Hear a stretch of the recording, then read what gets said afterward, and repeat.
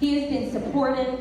He has been here for me as a mother, as a wife, and I have to give him honor today. The way he has been transformed in the Lord is just amazing, and maybe one day he'll have the opportunity to tell his testimony.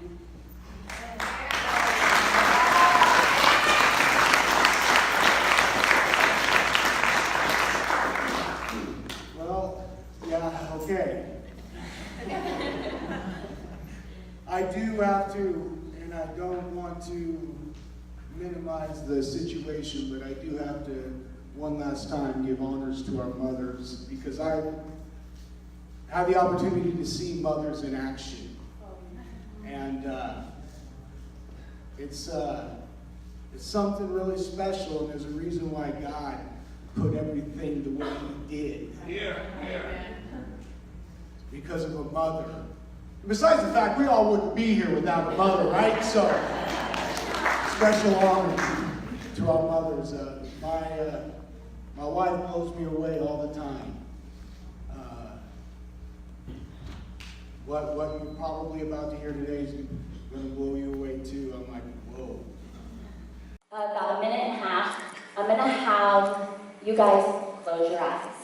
Everybody in this room, close your eyes. No peeking. No peeking. Everybody close your eyes. And we're just going to be silent for a second and listen to the sounds that you hear. And just imagine you being in that place when you hear the sounds. Get yourself to that moment.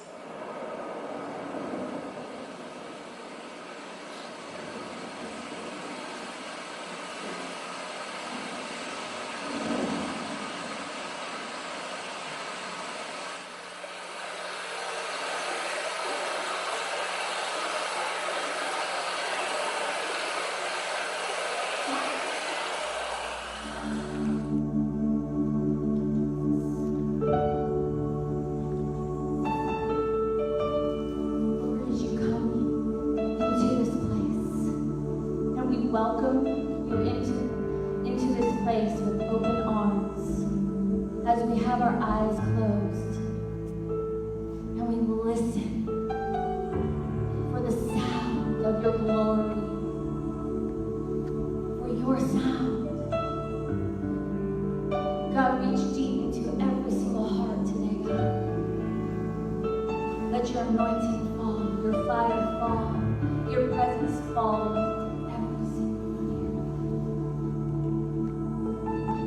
Lord, as I speak, that you would speak through me, that I am used with a vessel for you, God.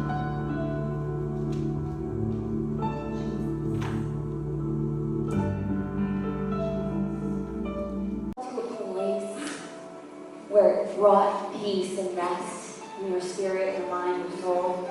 Do you think about like the beaches and forests, things that sounded sweet to your ears, right? So as this continues to play through, how about we all turn to Acts 9? So I'm going to jump back to verse 1. So we're going backwards. Meanwhile, Saul was uttering threats with every breath and eager to kill the Lord's followers. Do you see the difference there? People are like, what is going on? So he went to the high priest and requested letters addressed to the synagogues and Damascus, asking for the cooperation of the rest of the followers of the way he found there, and wanted to bring them, both men and women, back to Jerusalem in chains. He was creating chaos for Christians. Anybody who believed, he created chaos. He wanted to kill mothers, daughters, kids, anybody. It doesn't matter who you are. They were not exempt from being killed, persecuted for being a believer in Christ. Verse 3, as he was approaching Damascus on his mission, a light from heaven suddenly shone down around him. He fell to the ground and heard a voice saying, "Saul, Saul, why are you persecuting me?" And he said, "Who are you, Lord?" And the voice replied, "I am Jesus, the one who you are persecuting. Now get up and go into the city, and you will be told what you must do." So the men with Saul stood speechless, for they heard the sound of someone's voice, but no one.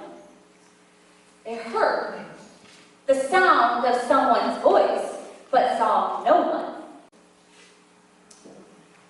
Saul picked himself off the ground, but when he opened his eyes, he was blind. So his companions led him to the hands of Damascus. He remained there blind for 3 days and did not eat or drink. Okay, so Saul was told that the disciples fled to the city of Damascus, right? So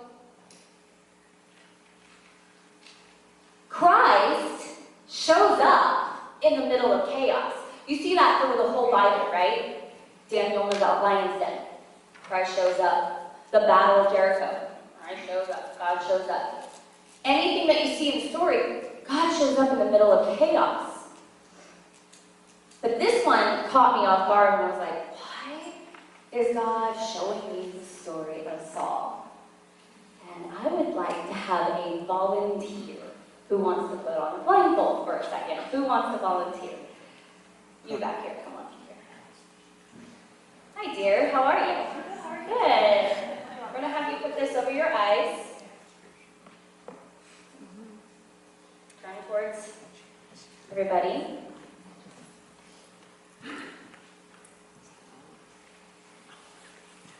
So what I'm going to have you do is follow my voice. Nobody can help you. Yeah, I'm in the microphone, I'm in the speakers. Okay, try to find a place to meet back here. Oh no, where am I? Don't laugh at me if I You'll have to, everybody, you have to like, don't get distracted. Don't get distracted. Sometimes you can't see what's in front of you. Okay, stop right there. Does somebody want to help her real quick? Guide her to me? Does somebody want to help? Awesome, thank you, Court. Help guide her to me. This is what was happening with Saul, right? Guiding her, guiding her, guiding her. You're doing wonderful. Thank you. That's all I needed. You can take the blindfold off. Cool, so that was a demonstration of our eyes being blinded by our chaos. And sometimes we want to see the future, but we can't see the future. And so the chaos ends up blinding us. Now, why did Christ blind Saul? He was blinded. Why? Most of us here has experienced a radical transformation of change.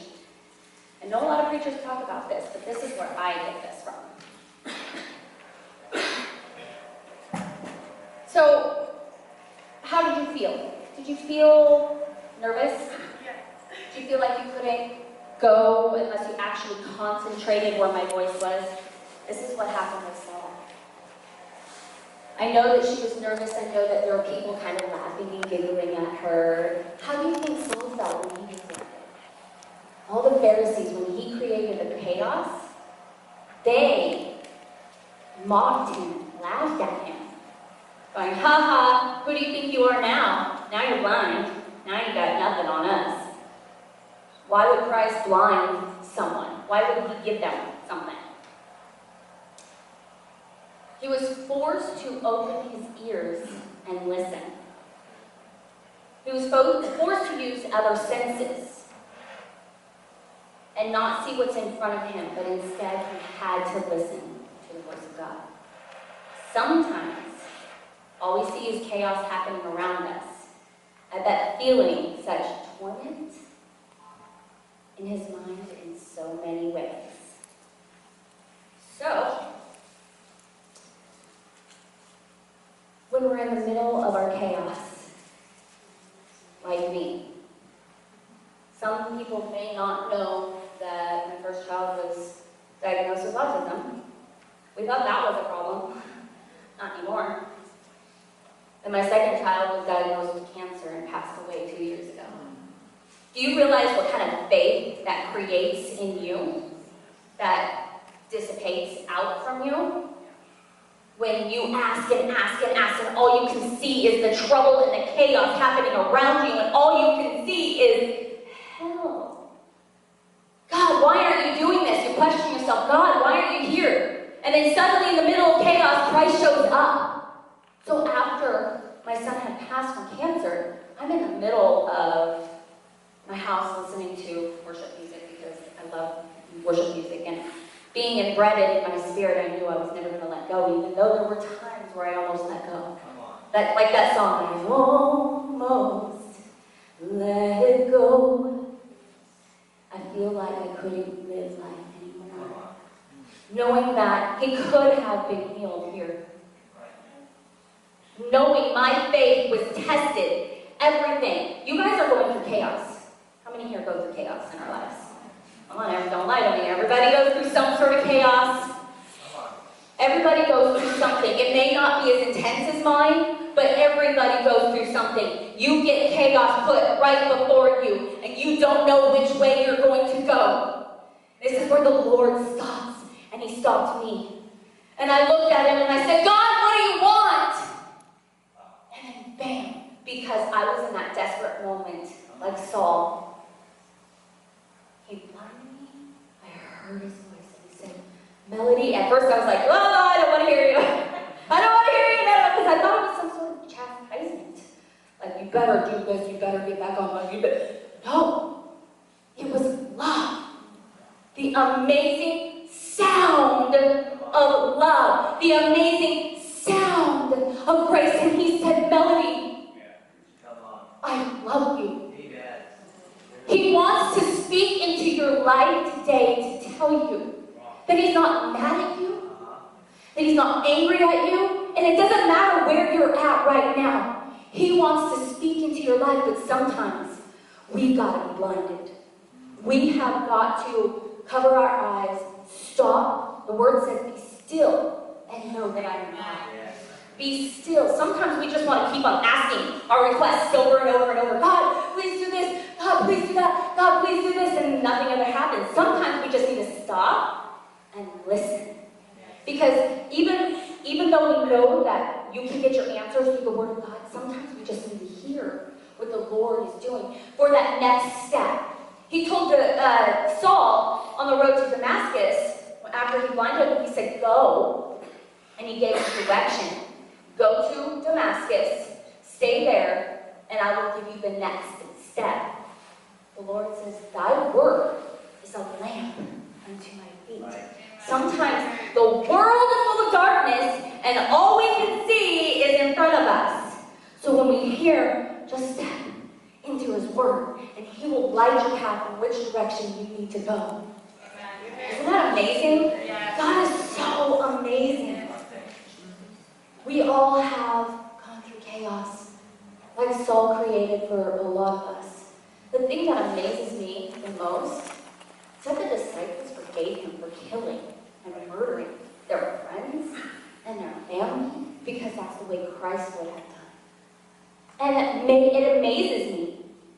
And God trusted Saul, the one who persecuted Christ and all the believers. What was used for evil, the enemy placed on my life, placed on our lives, he is at work all the time.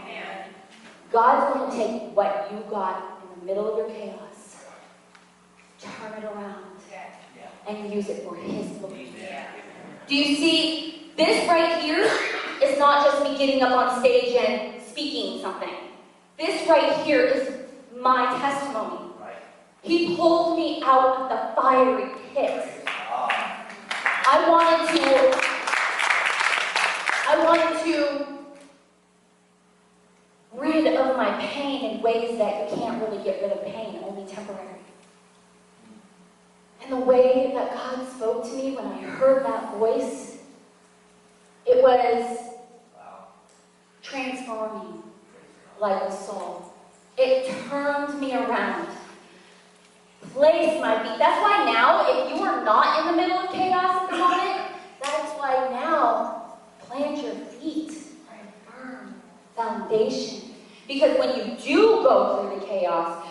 know you will never have lost what's born inside of you. We are all made warriors of God. We are all made warriors. And sometimes we feel defeated. Are you feeling defeated today? Do you feel like you can't move forward in your situation? Sometimes we feel unworthy. Unworthy. But God makes us worthy by the blood of Christ. Doesn't He? He's just amazing. So that leads me to my next point. Amazing grace, how sweet the sound. Whoa, whoa. Let's hear that part again. Why does it say amazing grace, how sweet the sound? Did anybody like put that two together? Because I did. I was like, why is grace a sound? And then I stepped back and I looked at Saul and I'm like, he spoke. Grace spoke. And it was an amazing, transforming sound. His divine grace. Amazing grace. The message of divine forgiveness and redemption. Saul had been redeemed. Amen. Doesn't matter what your sin was. Doesn't matter how bad of a person you had been or you are now. It doesn't matter how horrible your situation is, if amazing grace has anything to do with it. It will change you, transform you. You no longer have the desire to continue to be the old man. God, here's what I like. I wrote this down. Grace, the amazing grace, how sweet the sound. Grace is God's favor toward the unworthy. Why do we sing? Amazing grace, how sweet the sound that saved a wretch like me. I once was lost, but now I am found. Was blind, but now I see. That very well could have been Saul's theme song. Saul heard his grace. Saul heard the utmost forgiveness. He trusted that Christ was the Redeemer. Here's the other thing. We need to be open and surrender to Him. Because if we're closed up and we still ask, we're not opening up, things may not happen the way we want them to. It takes a moment of, this is what Saul did. Who are you, Lord? Who are you? He surrendered. And Christ blinded him and moved him, and that was the transformation because of that sweet sound. Christ doesn't want you to feel this way. We all should be free from our chaos. We're not exempt from it, but that's what the blood is for, is to remove us from that chaos. He wants us to be free from sin, pain, anguish. Grace is a sweet, sweet sound. You guys can hear that sound too, at any time. You don't have to be stuck where you're stuck. And I was just amazed how God reached deep into my life and spoke straight to me. An audible voice that said, "Melanie, I love you." He calls you by name. Are you going to open your ears and listen? Close your eyes and stop seeing what's in front of you today. Remember that His divine grace, He wants that relationship with you. He wants to be in close relationship with you. And that sometimes means stop talking. Ronnie and I, when we're in the middle of an argument, because all couples argue, right? Well, at least Ronnie and I do. When you want to get your relationship resolved, you need to listen to your partner, right? Your spouse, to hear what they have to say. Sometimes I just gotta stop, and sometimes I have the hardest time doing that. I just wanna all the time. Just listen to me! But then there's moments where I'm like, all right, I need to stop talking and I need to hear what he has to say. Then I know how I need to respond. But it takes a moment of listening to create that relationship and closer in depth with the Lord. We are all human. We all just want to tell God what to do. Remember, we're not God. And his plans for us are for his glory. Today I was going to go a different route, but the Lord just stopped me, and now here I am in a serious moment. If you guys are feeling a little bit unworthy, or you feel like you have chaos in front of you, can I have the worship team come back up? Sure. Thank you. The altar is open today. The Lord wants to speak to you today. And if that's you, that's still me all the time. We always have something coming back and rising up. Some sort of chaos in our lives. It could be family situations, family fighting, people denying you. Maybe we have addictions that nobody knows about. That's chaos. Maybe we have depression, sadness. That's chaos. The Lord wants to reach deep within your soul today. And today we're just going to come to the altar. If you feel the need, if you want to stay there, you can too. But when we are listening to the sounds of worship, take a moment. Instead of just speaking, just take a moment and close your eyes. And maybe ask the Lord what you want him to do in your life. It's a moment of surrender. What you can do in our lives, and what you are going to do in our lives, and what you have done. Lord, I pray that you would just speak to each one of us personally, on a personal basis. We all go through things, but we know that your amazing grace, that the sound that you spoke, that when you spoke, the heaven and earth was formed. And if you can do that, we know that your glory can be spoken over our lives. And we can be delivered from our situations, and we can move past our chaos that the enemy wants to create continuously. Lord, we lift you high. And we make you Lord of our life. We may not hear the audible voice, but through your word you speak. And through our situations you speak. And you guide us, you lead us, and you direct us in the path we must go. Lord, I pray for every soul here that is listening, that your presence be entwined with their spirits, that you begin to transform and change the situations that they're in. Move in their life. God, but it's only when we surrender everything. We give it to you.